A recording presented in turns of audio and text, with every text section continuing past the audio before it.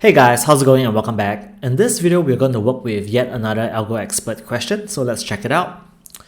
Alright, so what we're going to solve today is this question called sorted square array. So let's read the question together. Alright, write a function that takes in a non-empty array of integer, so basically an int array, that are sorted in ascending order and returns a new array of the same length with the squares of the original integers also sorted in ascending order. Alright, so from smallest to biggest. So it gives us an example over here. So there's a sample input. Alright, so we take in an array. So 1, 2, 3, 5, 6, 8, and 9. And the output will be 1, 4, 9, 25, 36, 64, and 81. So what is the relationship between the input and the output? Is that the output is the square root of the elements inside the input array. All right, so 1 is the square root of 1, 4 is the square root of 2, 9 is the square root of 3, so and so forth. All right, so it provides us with a template over here, which I have it inside Xcode already. So you know what, I'm just going to copy this this test array that's being provided to us. So I'm going to do let array, or rather let input equals to this, and then let's figure out what the output is, or rather what's the expected result is. All right, so expected equals to 1, 4, 9, 25, 36, and 64, and 81. Okay, so if you're wondering why can't I just copy this, it's because I can't. All right, so I believe there's some JavaScript that prevents me from just even highlighting the text. Okay, so anyway, so we're going to write our code over here to compute this. Okay, but before that, I want to write a very simple function so that we can easily test this. Okay, so let's get started. So let result equals to program and a sorted square array, and then let's pass in the input. All right, so I'm going to do a print statement over here. If a result is equals to expected, then obviously let's print pass, otherwise let's print fail. Okay, so now it's going to fail. So how do I know that? Let me just run this. Okay, so what's this expected? Okay, it's going to fail obviously because we are returning an empty int array. Okay, so we're going to write our code now. Okay, so the first impression is that this looks like a very simple question, because all we need to do is to just traverse through all the elements inside the input array and then just spit out the square root. Okay, so while this might seem very straightforward in the first impression, but we have to take care of some other edge cases, for example, negative numbers. All right, so I'm going to show you the thought process of how we can approach this question.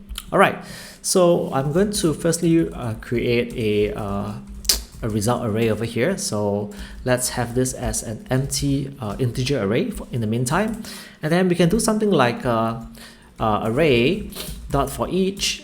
All right, so this will be the element, and then we can do we can do result dot append element times element. All right, so this is going to work for this particular test case. So oops, is it failing? It's failing because I have to return the result over here. Okay, so this is going to pass now, I believe. Yes, pass with flying colors. Okay, but this is not the answer, because there are going to be cases whereby if we have a negative number over here, so for example, if I am to introduce a -1, okay, so the expected will be -1 will be 1. Okay, so -1 is a bad example. Let's do maybe -2. So -2, the square root of -2 will be a +4, because any negative number that multiplies by another negative number will be a positive number. All right, so we'll be expecting 1, 4, 4. So this is the expected result. Okay, but based on the on our logic, it's going to return 4 at the start. So obviously this is incorrect, because the result has to be sorted ascending with it has to be sorted on the ascending order. All right, so obviously this is incorrect. So what do we have to do over here? So let me just share with you my solution. Okay, because we can have like a -10 over here. All right, so -10, -2.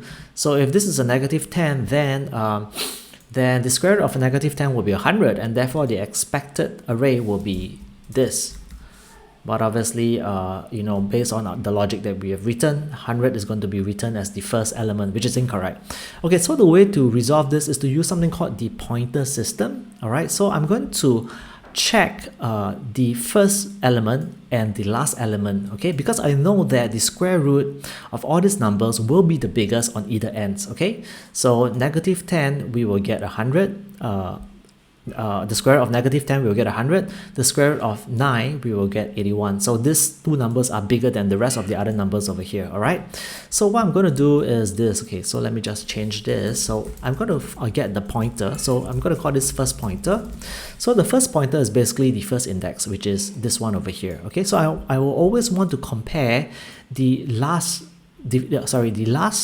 and the first element, okay, and whichever is the biggest, I'm going to append that into the result array. All right, so I'm going to show you how I'm going to do that. So we're going to have the last pointer, so which is the last index. Okay, so what is the last index? It's going to be the total sum of the array minus 1. So it will be array.com .count minus 1. All right, guys, so now I have to loop through all of them. Okay, so what I'm going to do right now is, all right, guys, before I do that, I think I forgot to mention something. Okay, so let me just copy this and let me just undo this back. Okay, so guys, I apologize for that. So -2, yeah, okay, so this is the answer. So you might be tempted, although this is going to fail, you might be tempted to just do like .sort, dot sorted, and this will pass. Right, because we are going to sort the array eventually, but of course this introduce not ideal space-time complexity. All right, so obviously even if you are to add the sorted method at the end, your interviewer is going to ask, you know, is there a better way, a more efficient way of getting these results? Okay, so basically the solution that I was about to show you is to write the code whereby we don't have to use the sorted method over here. All right, guys, so let me just come back again. All right, so let me just paste this here. Okay, so we have the first pointer and the last pointer over here. Okay, so let's do maybe let's do -100 over here. So let's make this really extreme. Negative, okay, maybe that's a bit too extreme. Maybe -20, okay, and then we're going to get 400 over here. Okay, yep, this is correct. Okay, so we have to compare the first and the last element, okay, and we don't really care whether if it's a negative number or not, because we know that the square root of a negative number will always become a positive number. Okay, so I'm going to check the elements, and we're going to loop through all the different elements inside this array over here. So I'm going to write a for loop. So for I in 0 to array.count.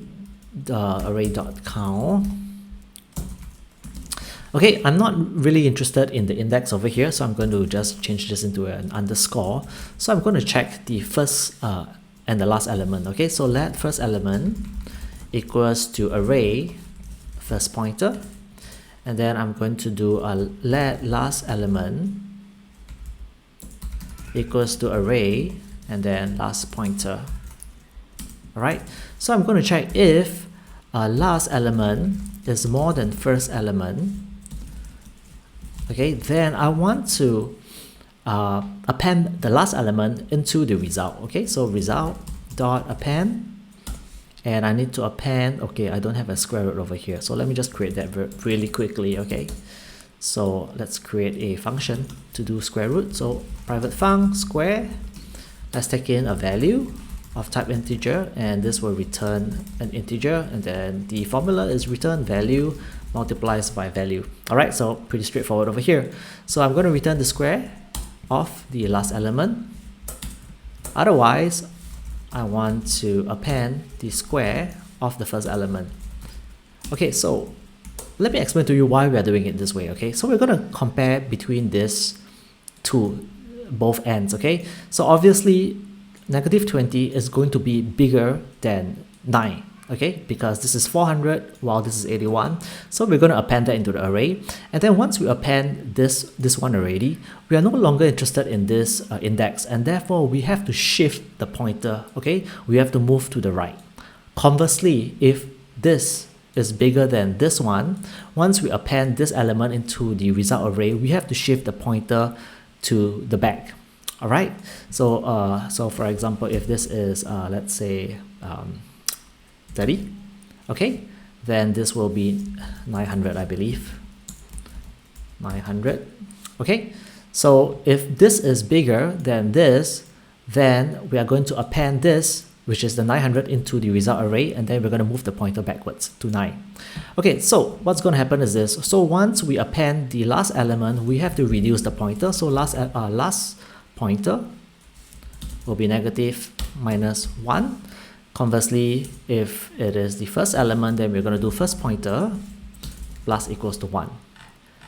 Alright guys, so this is basically the solution. Okay, so let me just see if this is passing. It's failing right now. Why is that so?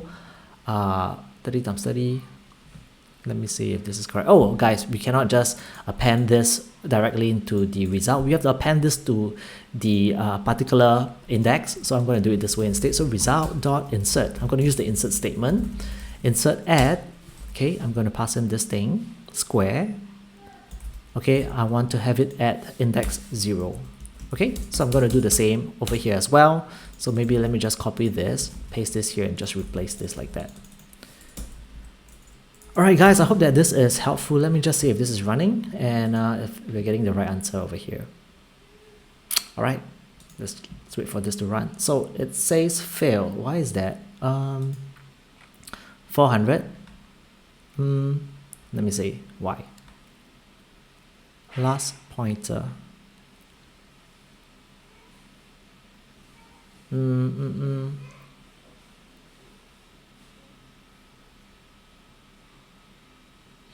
Alright guys, I know why what the problem is. Okay, the reason is because negative 20 is seen as smaller than 30, which is correct.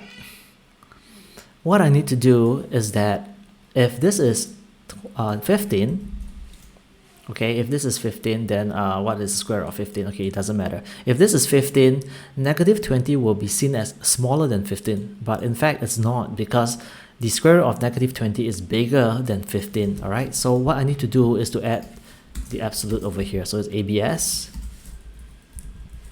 oops, and ABS here as well. So ABS means absolute, which means any negative number will be converted into a positive number. Alright, so because of this, I'm getting a pass over here. Alright guys, so let's see if this formula is working in all the different test cases inside AlgoExpert. Alright guys, I apologize for the last blunder. Alright, so I'm going to copy the whole thing over here and then just paste this inside here, and then let's hit the submit code button to see what we get. Alright guys, so this submission passed all of our test cases. Again, you know, if you're unclear, just feel free to look through the code again and try to understand this, and I'm pretty sure you will be able to understand this. Alright guys, I hope that this has been useful, and I'll see you in the next one. Cheers.